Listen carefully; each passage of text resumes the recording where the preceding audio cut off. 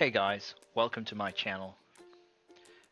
I've been looking for a good to-do app to schedule my tasks and create reminders, but most of them out there are either closed source or behind a paywall.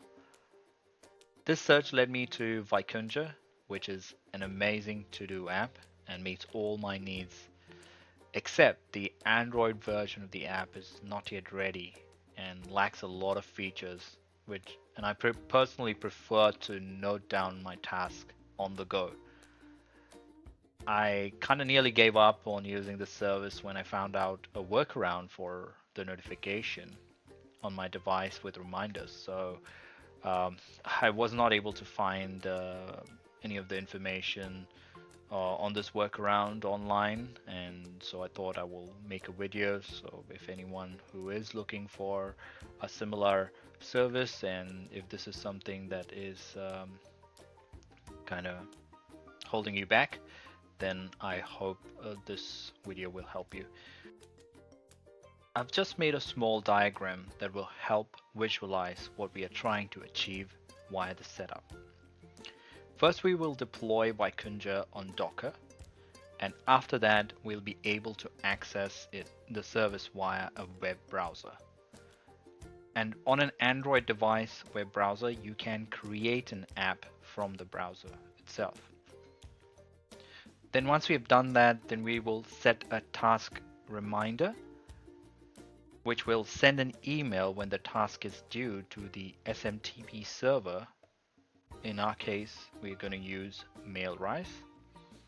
And then Mailrise will grab that email notification and forward it to the notification app called Godify. If you don't know what Godify is, I have a video tutorial on how to set it up. And if you're using any other notification app, then that's also fine. The only thing is that you would just need to adjust the YAML script accordingly for it to work. And don't worry if this sounds confusing. As we complete the setup, it will be clear.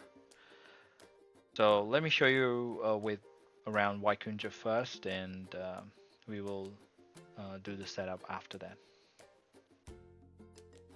So as you can see, this is the Vikunja's official website. And first of all, I would like to thank the developers who have put in efforts to make this available and as a self-hostable application.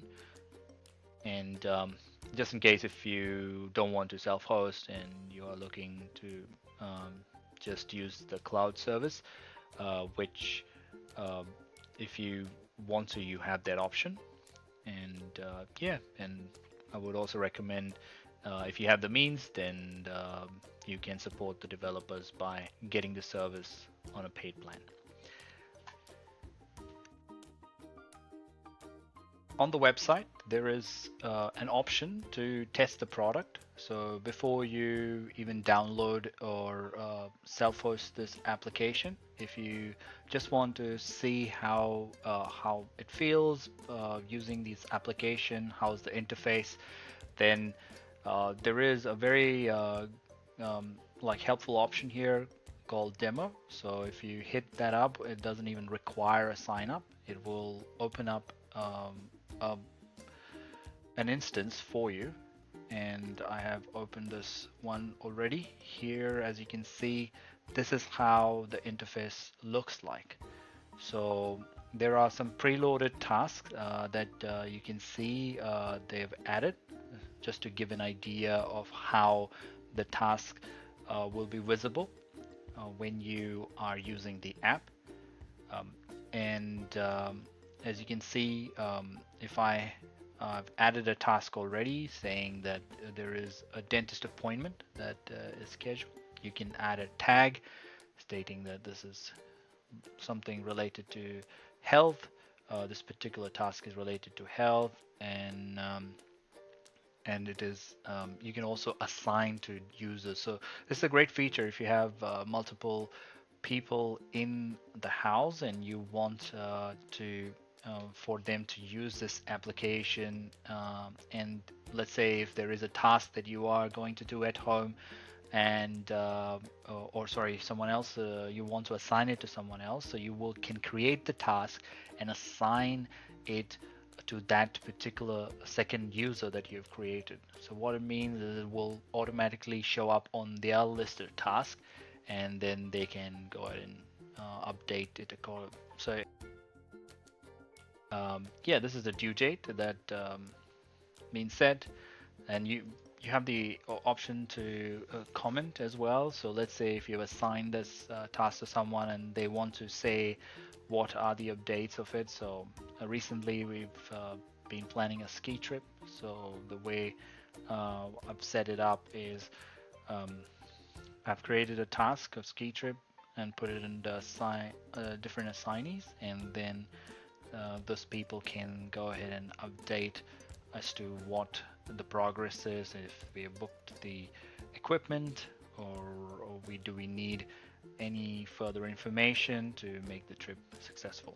So yeah, there are quite a few options. You can subscribe and unsubscribe as well. You can add labels, set priority. So you have the different options to do that.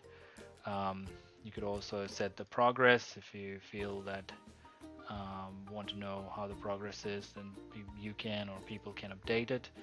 Um, and then you can set reminders. This is what we'll be mostly looking at, setting reminders. So um, let's say I want a reminder on the due date, which is this one, or I want 2 hours before the due date. So these reminders are emailed to me. So once we've set the this app service on Docker, then I'll show you how to set these reminders up and how it will look like on a device. So yeah, and whatever you update, test, and you just hit comment, it will just come up here. And if I go back to overview, and it will show up.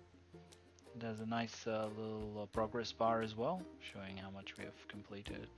So you can also create multiple projects. So these are projects at the side. So if you click here, it's currently, so let's say if I click on this project called Trip to Mars, then you will have the basic list of things that are assigned as a task. You can also edit backgrounds as well. So if you don't like the bland background, then you can change it by I mean, you by default you might not have these pictures, you might have to download it or upload it separately, but as this is a demo instance, then you kind of get these preloaded ones. So yeah, I'll choose this one. It takes a while to load, and as you can see, the backgrounds change. So you can accordingly put different backgrounds to it, and you can add some new projects if you want to. And also labels, as you can see, there are labels that are created, and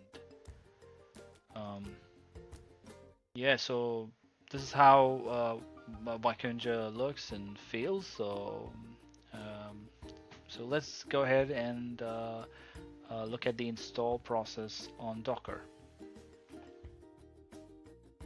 Okay, so we are back on Code Server, using Code Server for deploying our Docker application. And if you don't know what this application is, then feel free to watch my previous video where I showed how to install this application. So I have created a folder here, and it's as easy as just right click and new folder, and then once you've created the folder, then I've created the docker-compose file,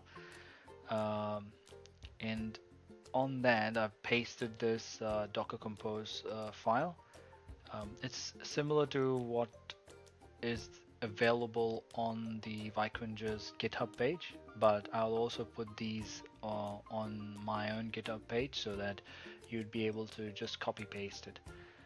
And Before, as we deploy it, this application, I've commented out these um, Mailrise settings because we just want to first deploy it, make sure we are able to access it, and then we will proceed with installing Mailrise.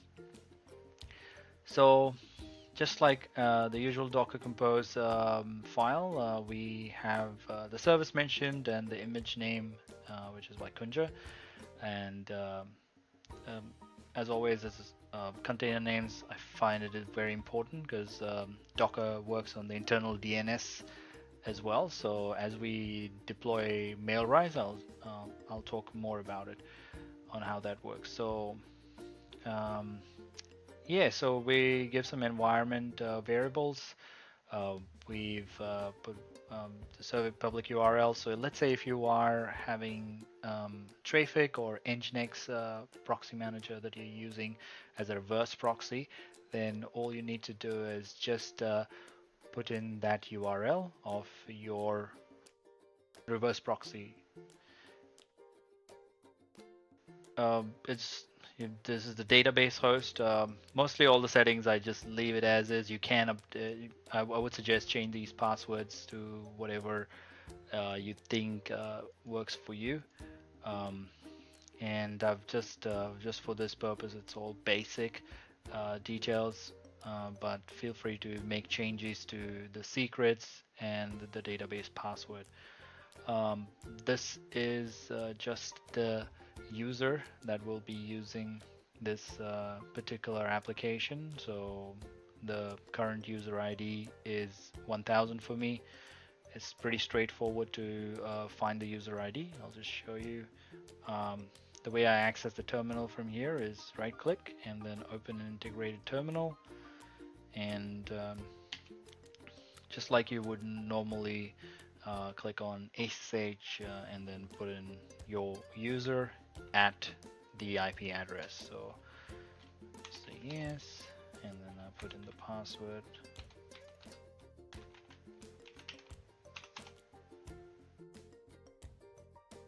I think I stuffed up the password. There you go. Clear it, and you know, to just for the search for the user ID, you just type in D, and there you go. You get to know what the user ID is. In my case, as I mentioned, 1000. Most of the user IDs would be that, unless you have a different setup on your end. So just let's make some space for us to see this, and volumes. So dot slash is, if you followed in my previous video, I've explained this usually is the folder that it is currently set up on. So in my case, it's in the Docker directory and Vikunja's folder. That there will be a new folder created called files, and this is on the Docker container itself. This is where it's mapped at. So any files will be mapped to this particular Docker container directories. The network is whatever your default network is. If you have a Traefik or Nginx, then you can mention that here. So we have some databases that Vikunja is set up on. So we will be using the MariaDB database, and yes. So this is just to check the condition of the database if it's healthy or not. So it will do a pre-check, and then always make sure that this is restart unless stopped. Very very important setting. And then ports 3456 is the default port. For any reason, if you think this is in use, then make sure you just change the one on the left. Keep it the same port on the right, just change the one on the left. Then we're defining the database side as well. So it's the image is MariaDB, and we're giving a container name as well. This is a command just for the database that we add, and the environment variables would be the password that is set up. Then there is this user, which is Vikunja, and again the password. Feel free to change these passwords. This don't leave it as is. It's always a good thing if you have a password manager. Just generate a random strings and put that there. Then networks is Nginx default, and then the volumes. So in the Vikunja directory, there will be another folder that will be created called DB, and this will be mapping to the container, MariaDB container. We restart unless stopped, and health check. So this probably will check the health of the container before starting Vikunja. Okay, so we'll go ahead and deploy Vikunja on our system. So we'll go to the folder and Vikunja. Then, just as always, for Docker compose up-d, and just press enter. And yep, so as you can see, it's done a health check before moving to deploy that container. So it shows that it is healthy, and this is started. So if you notice, the place that it is deployed on and the port that we're using is 3456. Okay, so I'll open up a new tab and just enter in my IP address. So that's 10.1.5.209 and the port number 3456, and just press enter. And this is the page that you will see at the beginning, and we have not really created a username and password. So in order to do that, just like as you would create an email account, just hit create account, and this is where you will enter a username. So in my case, I'll just add Vikunja and Vikunja at nomail.com, and I'll put in a strong password and hit create, and there you go. So just like how we saw earlier in our demo of this particular application or service, that it's the similar website that is being loaded, and but this time we don't have any tasks. So we just have one project, which is the inbox one, and we can go ahead and create multiple projects if you want to. Creating tasks is as simple as just doing task test task, and I'll just hit add, and then once it creates the task, it's gone in this project called inbox. We can create a different project, and let's see, we'll just create a new project, home, and just hit create. And now I'll go back to the test task. So this is how the task looks like, as we saw earlier. Just zoom out a little bit.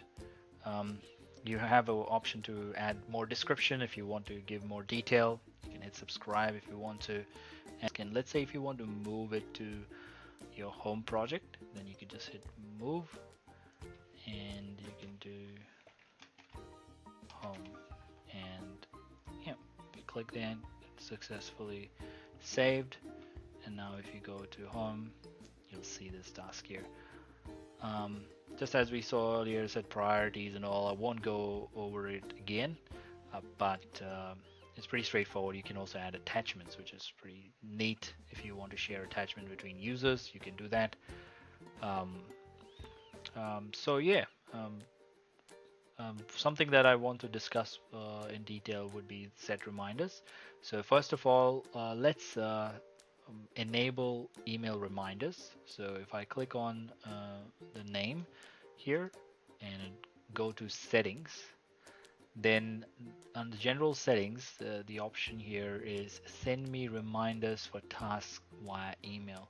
So I'll select that, and that should good. So maybe change your time zone to where you live, David.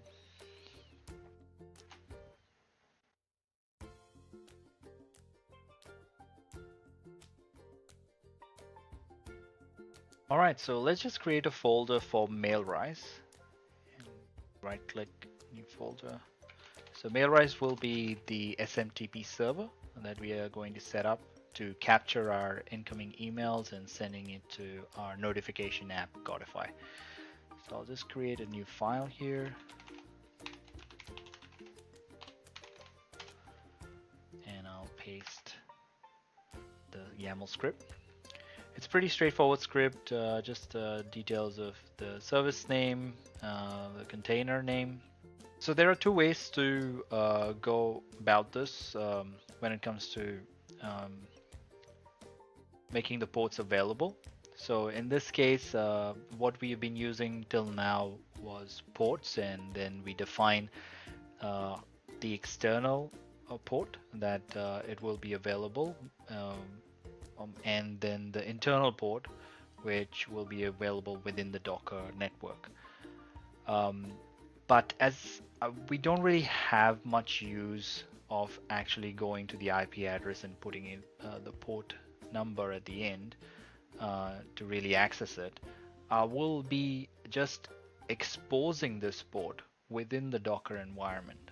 So, so pretty much limiting any access to it by typing in the IP address. So yeah, but I will leave this in my YAML script on my GitHub page. So you feel free to use or go in any direction you want, but make sure to comment and uncomment what you're going to use. Then defining restart unless stopped. Then the volumes, that would be Mailrise in this directory. It will create a mailrise.conf file, which will be mapped to this particular directory within the container and the network that is defined here. So let's just go ahead and deploy this. So cd mailrise docker compose up -d. And yeah, I previously downloaded this, so you might see a bit of download happening before it starts the container. So you can see that this has created another document, but for some reason it has created a folder instead of a proper .conf file. So what I'll do is I'll delete this. I'll delete it. Yes, and then I will just click on the file, and then I'll just type in mailrise.conf, and you'll notice now that this is like a proper file that is created. Now we need to just update the configuration for Mailrise. So this configuration is what connects Mailrise with Gotify. So the emails that will be coming via Vikunja will be then redirected to Godify's notification. So paste the configuration. So the way it's set up is under config, the email address that we have set our Vikunja account on. So it could be any email that you've set it with. So currently I've just made a dummy email, as you might have noticed at the start when we opened up Vikunja. I created it with this email, so I'll add that email, and then I'll define the URLs. So this is something that you can go to Godify's web page, or sorry, Mailrise web page, and on GitHub, and they have given some defined rules on how you can forward it to um, the notification app. So I'll definitely recommend going there if you are using a different notification app, and I'll put that link in the description. So the Godify is the service. If you're using a reverse proxy, then it will be Godify S. But don't worry, I will again put that in on my GitHub page as well, explaining which ones to use if you're using a reverse proxy. So in my case, I'm not using a reverse proxy, so I'll not put the S at the end.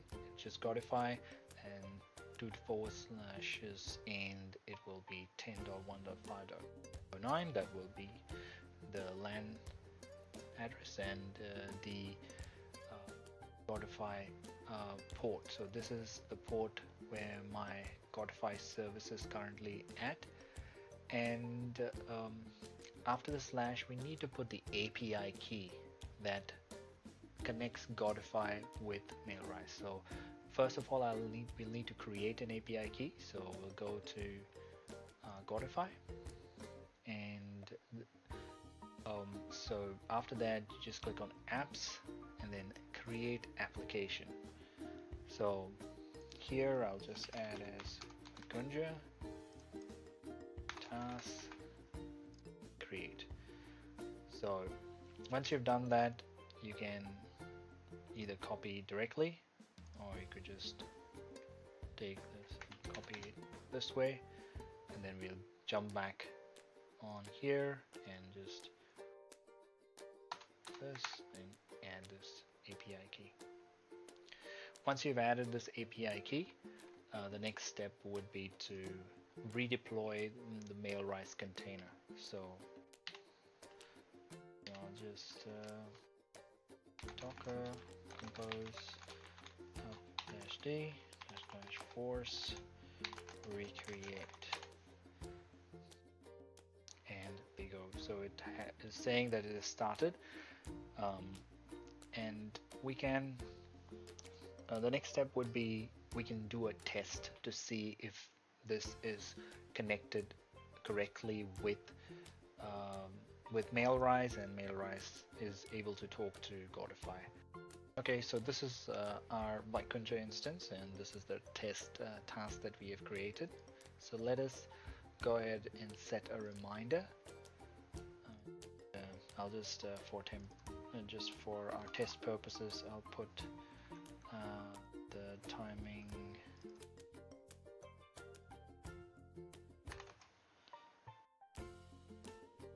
okay. Now we just have to wait for this reminder to hit, and yeah, and I can see that I've received a reminder, and this is how you will see reminder on the app. So and it gives the basic information of what the task is. So in this case it was a test task and the project, which is home,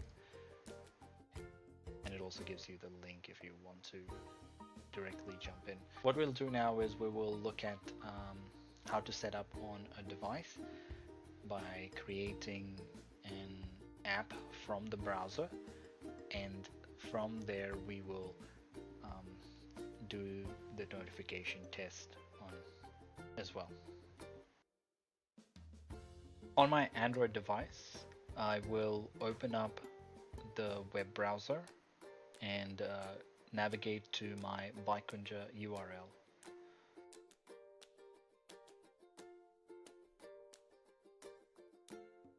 And as you can see that it will bring up the login page.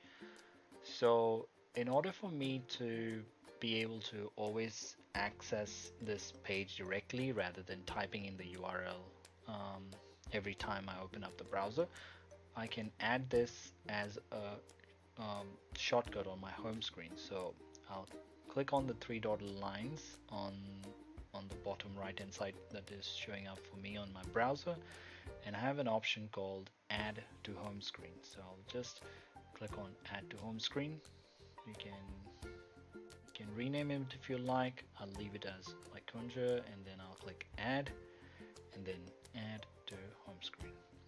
And as you notice that it is showing up on my home screen, and if I click on it now, it will always it was set up to always take me to this URL.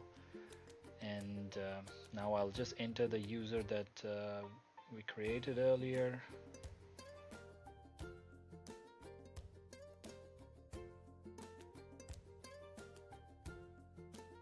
And I'll make sure you tick on stay logged in, so that whenever you click on the icon, it will always log you in directly on this.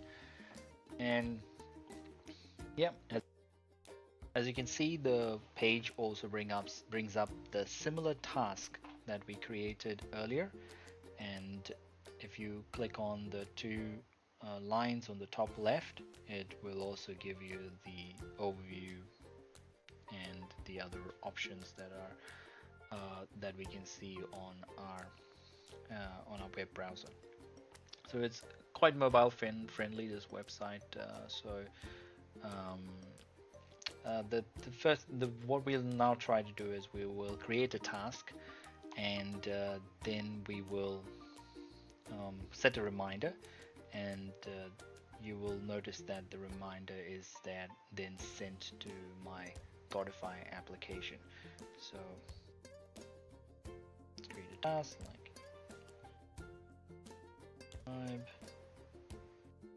add, and then I will open this task, and I'll go all the way to the bottom and click on set reminders, and then click on this, head today, put the time,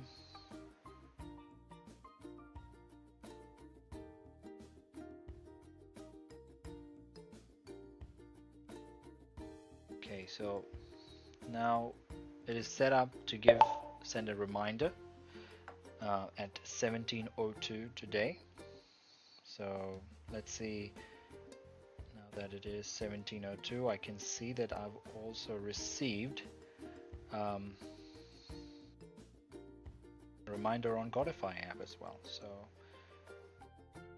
let's just open that, and just the way we saw earlier, we see a similar notification and letting us know about our task and the project name as well.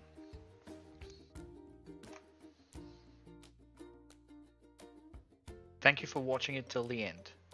I hope you found it helpful. In the next video, I'm planning to set up Dashi with the main focus on setting up widgets. If you are thinking of setting up a dashboard for your home lab, or you want to tweak it with some good helpful widgets, then stay tuned for the next video. Thank you for watching.